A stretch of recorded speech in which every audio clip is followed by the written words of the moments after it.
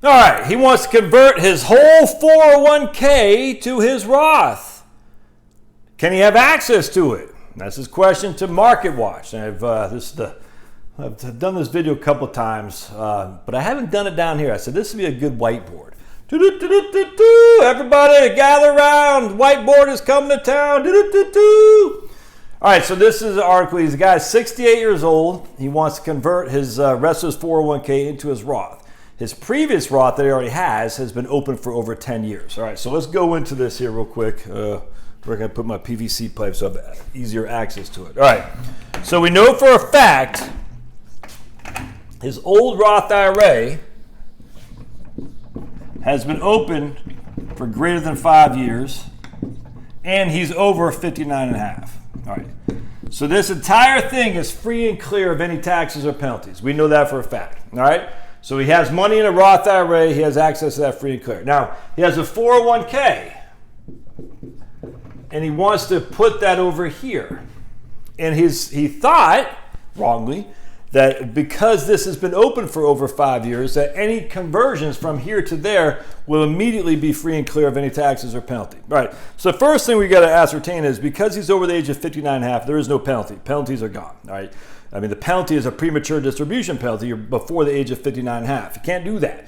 So in this case, because he's over the age of 59 and a half, he's 68 years old, what he was. We don't have to worry about any penalties.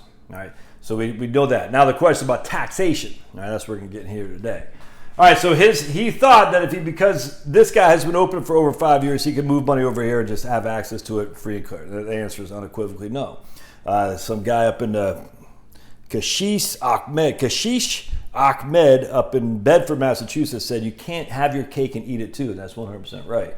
So he has to wait 5 years for each Roth conversion. Each one has its own 5-year thing. All right, 5 year, 5 year, 5 year. All right, even if you put into an IRA, Roth IRA that's been open more than 5 years, each one has its own 5-year rule before you have access to it without any taxes. Now, here's where it gets interesting, though. So this isn't really debatable. I mean, it shouldn't be. It's not really debatable. Here's where it gets interesting. All right. So let's just say, and this is what we had some debate on the last time I did this series on Roth conversions. We had some people disagreeing with your old buddy Josh. Look at that cut, dude. Look. Hi, ladies. Yeah, look at pearly white, pearly yellows. Yeah, look at that.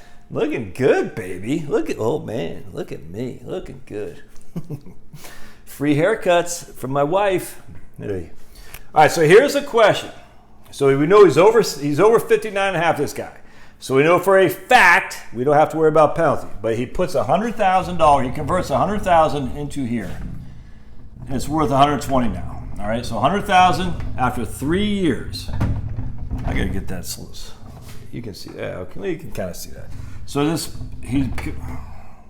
not good. Forgot to put my weights. So he takes $100,000, he converts it to his Roth IRA. It's been 3 years, and now the account's worth $120,000 bucks. All right. He needs $10,000. He needs $10,000 from this guy. All right. So here's the question, and I'm telling you, man, I think I'm right here, but we had some debate here. A lot of people think like a contributory Roth IRA, because a contributory Roth IRA, you can identify your principal before you take out your gains.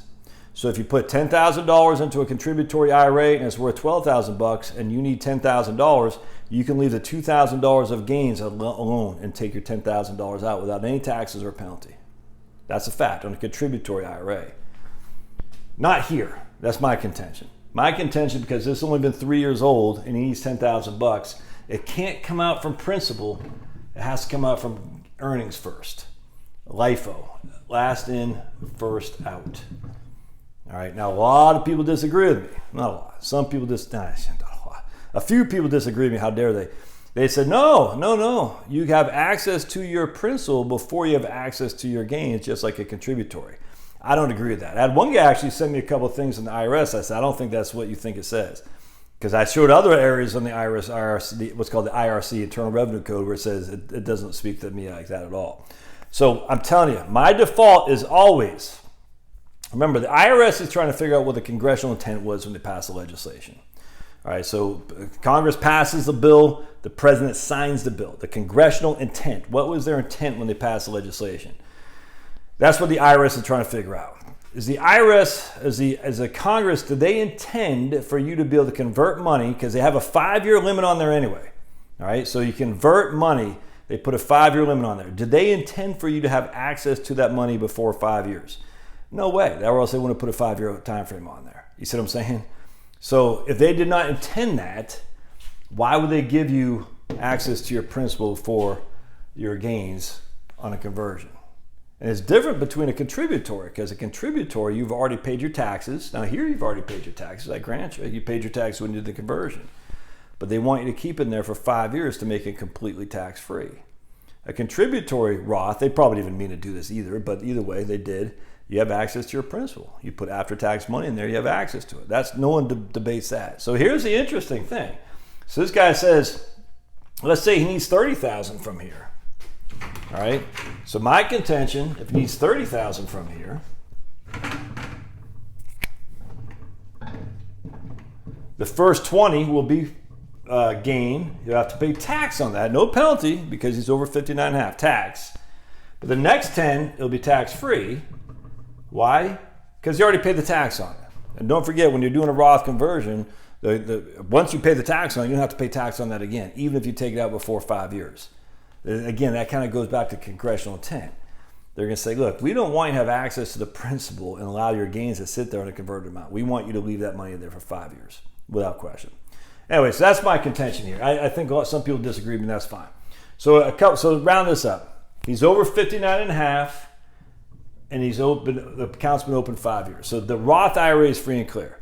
If he were to convert monies, $100,000 a pop, into that Roth, this can be a record-keeping nightmare, man, because how much has been the conversion from year 1, how much was the conversion from year 2, how much was the previous amount. So what you do in this regard is you have 3 different Roth 1, or Roth 2, I guess, Roth 3, and Roth 4, and this is Roth 1. You just have 3 different accounts for each conversion amount. That's what you do. If you really think you're going to need that money within 5 years. Because in this case, he still has access to this. Just take it from here, man. Don't commingle them. You don't want to commingle them to make it hard on you. All right, so we're going to convert year 1, year 2, year 3. The year 1 conversion goes in a Roth IRA account, Roth conversion 2017.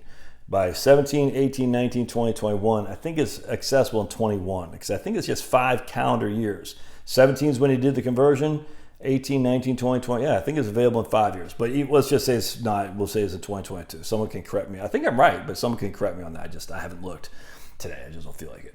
So let's just say it's in 2022 and he has access to it. So now you got Roth 22. You can say Roth conversion 2022. That's when it'll be available.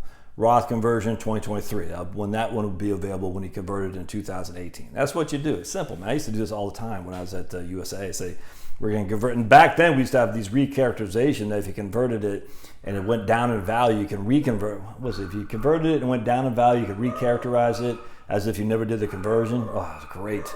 They don't allow that anymore. Anyway, be that as it may. So you want your unique Roth conversions itemized essentially to each and every account, and you want to label it in there as a nickname so you remember which one is what. This one's free and clear. These ones are not, by and large. You have access to your principal here after you take out your gains. That's my contention. The gains will be taxable as ordinary income. Again, that's my contention. I'm willing to be proven wrong, but I don't think I am. I always think you got to default for what you think the IRS wants, the most stringent rule possible. That way you don't run into a buzzsaw called audits. We don't want audits. We want to say, hey, give to Caesar what's Caesar, give to God what's God's. All right. Love your thoughts. As always, you want to support me on this channel. These videos help you. Buy me a cup of coffee in the show notes right down there. You want to subscribe to my Locals channel. We go live every Saturday and Wednesday at 8 p.m. Eastern. I did not go live last Saturday because I had a friend from the Army who was coming to visit me. He and his better half, so it was fun. But we will go live on Wednesday on Locals. $5 a month, dude. You can join.